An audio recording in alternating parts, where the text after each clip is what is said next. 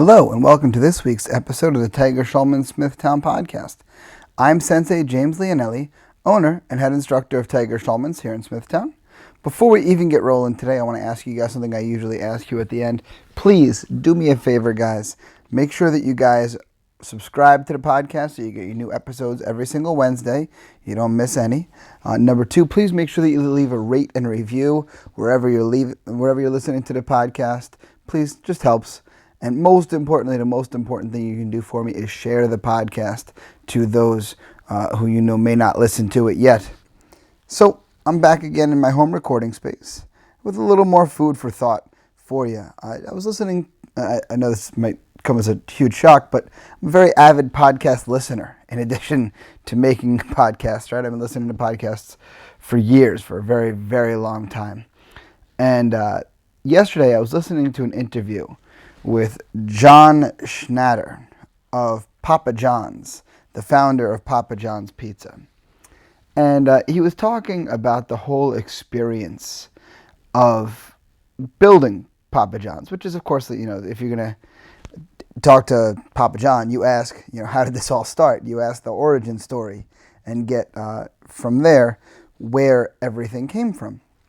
So what it turned out is that his father owned a tavern with a partner, and he became the a featured product in his father's tavern. They made burgers and that kind of stuff, typical bar tavern food.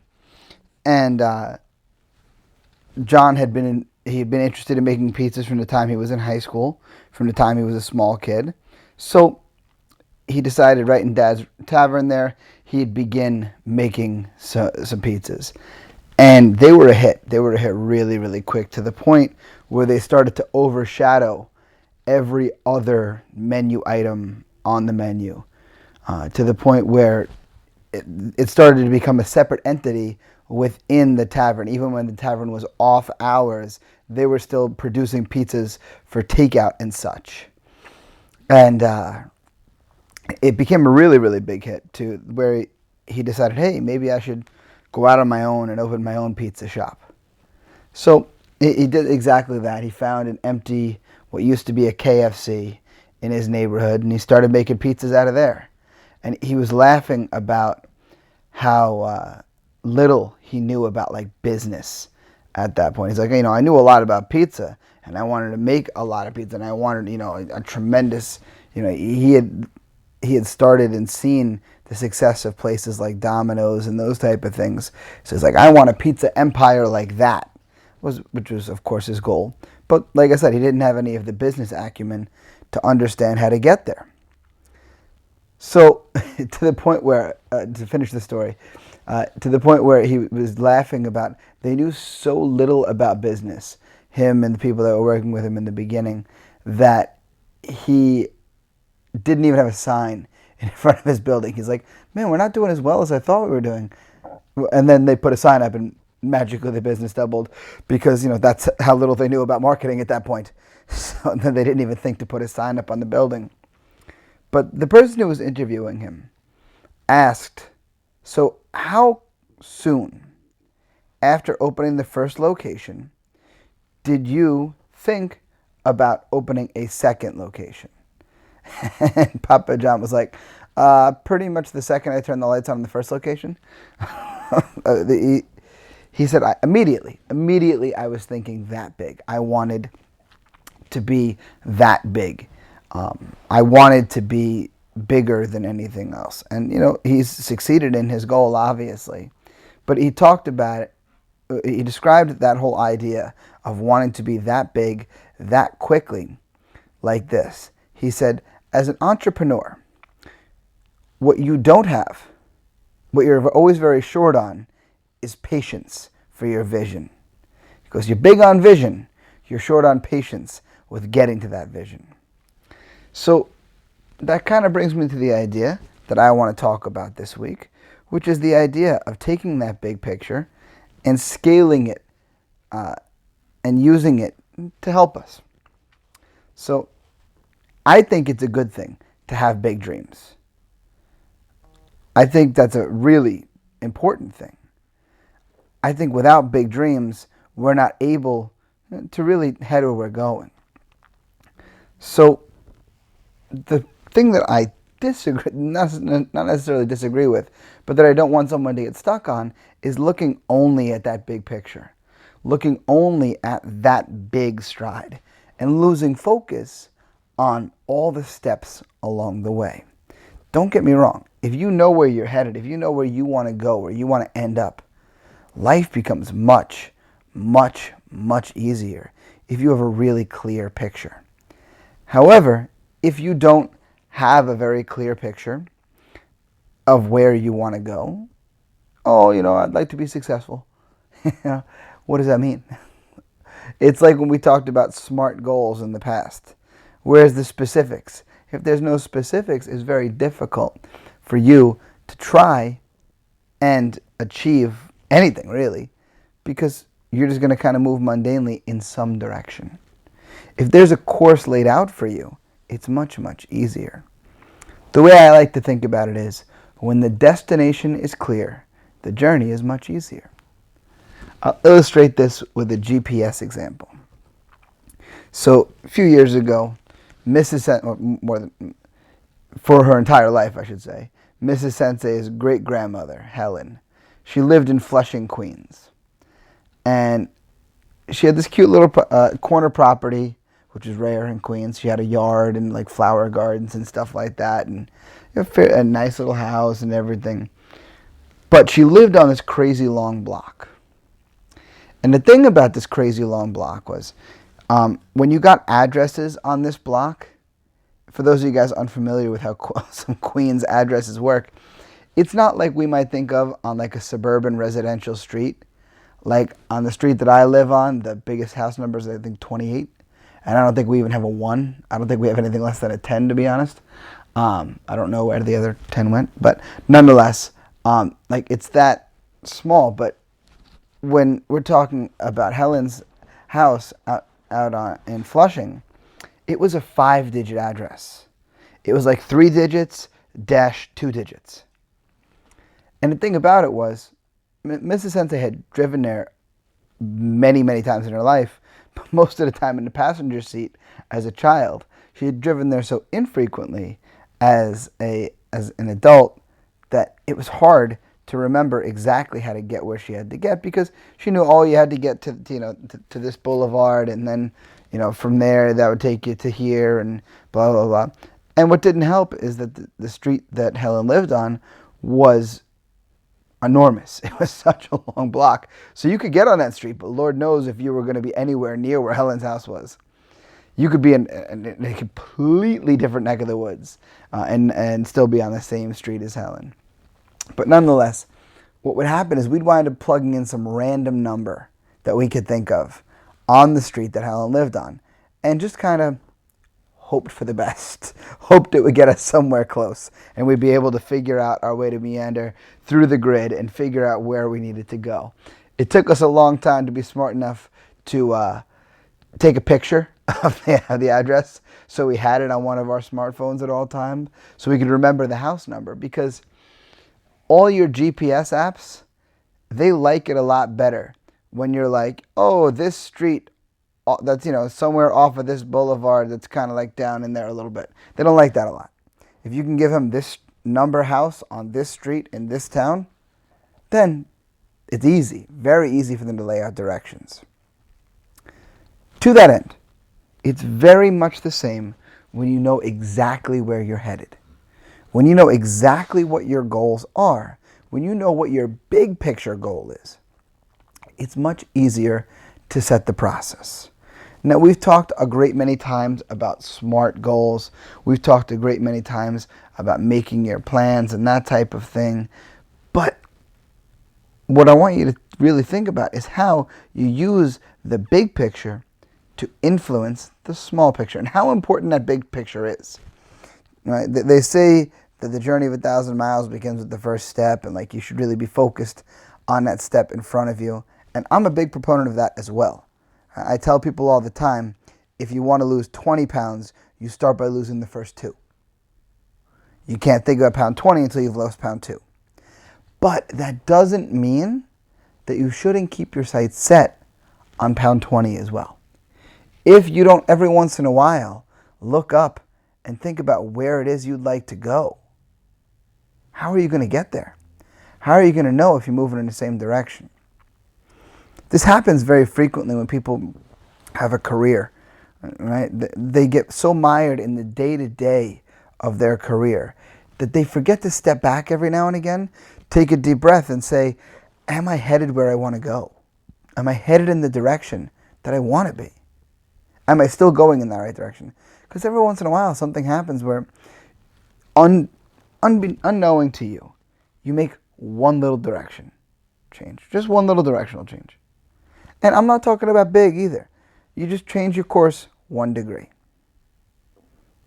But then, if that happens a few times, 15 degrees doesn't sound like a lot. But 15 degrees from where you want to be is a pretty big separation. 45 degrees, pretty big separation. But those changes, they happen so subtly. They happen so small that we have such a hard time noticing them. But what does it come from? We're so busy stopping and smelling the roses that we forget to look up and see if we're still on the sidewalk. Now that's a really important thing. You have to make sure that you're continually moving in the direction of your goals, of where you want to be.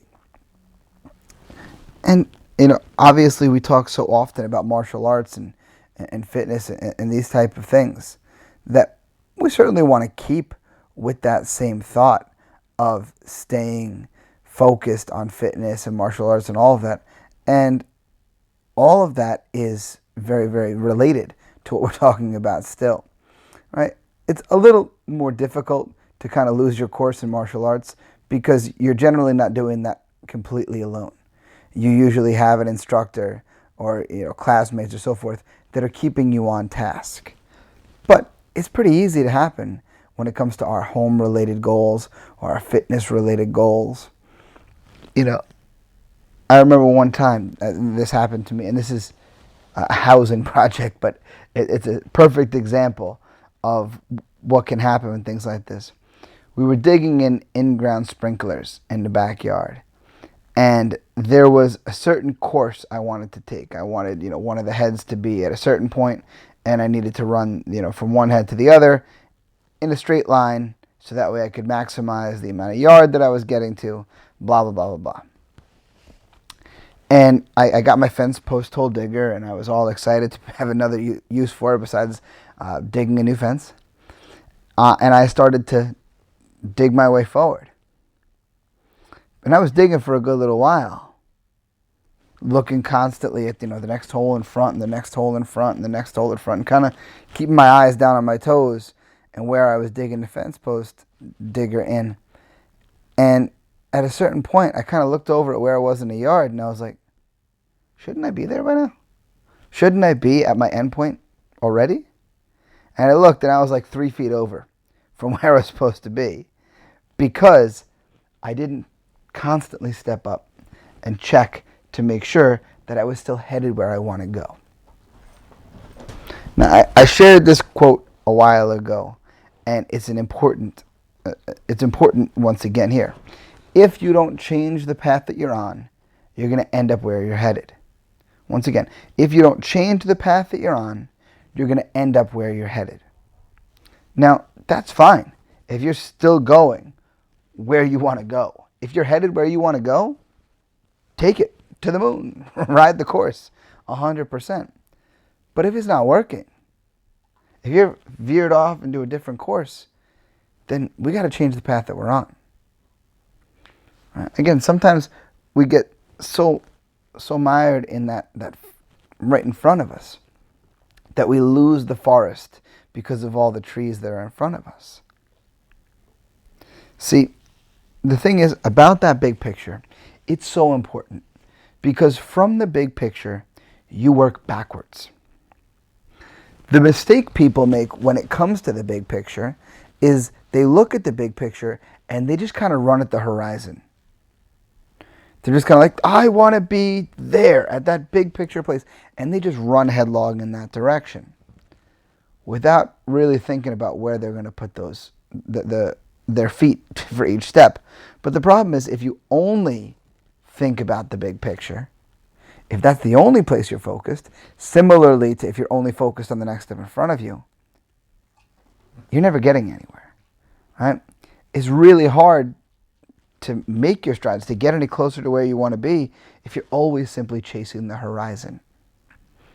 Instead, in my opinion, the much better thing to do, the much more intelligent thing to do, is to use that big picture and work backwards from there. Like, you remember when you were a little kid and you were in a restaurant and you had that little fun placemat in front of you with like the puzzles and the mazes and the pictures and the connected dots, and you learned at a certain age that it was easier to do the puzzle if you did the puzzle from the end back to the maze. If you did the maze from the end back to the beginning.